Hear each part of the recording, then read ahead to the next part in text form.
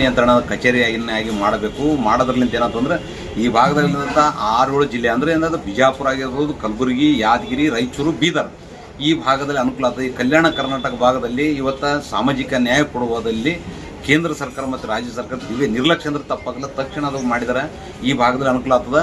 ಇಲ್ಲಿ ಮಾಡೋದ್ರಲ್ಲಿಂದ ಏನಾಗ್ತದೆ, ಗುಂತಕಲ್ಲು, ಸಿಕಿಂದ್ರಾಬಾದು ಮತ್ತು ವಿಶಾಖಪಟ್ಟಣ ಈ ಕಡೆ ಎಲ್ಲ ತೆಲುಗು ಭಾಷೆ ಮಾತಾಡೋದ್ರಂತ ಭಾಷಾಂತರ ತೊಂದರೆ ಇರೋದಂತ ಅಲ್ಲಿಗೆ ಹೋಗ್ಲಕ್ಕೂ ಬರ್ಲಕ್ಕೂ ಪ್ರಯಾಣಿಕರಿಗೆ ರೈಲ್ವೆ ಇಲಾಖೆ ಅಧಿಕಾರಿ ಸಿಬ್ಬಂದಿಗಳು ತೊಂದರೆ ಆಗ್ತದೆ. ಈ ಕಡೆ ಏನಾಗ್ತದೆ ಸೋಲಾಪುರ ಅಲ್ಲಿ ಮಹಾರಾಷ್ಟ್ರದಾಗ ಮಾಡೋದ್ರಲ್ಲಿಂತ ಅಲ್ಲಿ ಏನಾಗ್ತದೆ ಮರಾಠ ಬಾಜಾರ್ಲಿಂತ ನಮಗೂ ಕೂಡ ಭಾಷೆ ತೊಂದರೆ ಆಗ್ಲಿಕ್ಕತ್ತದ.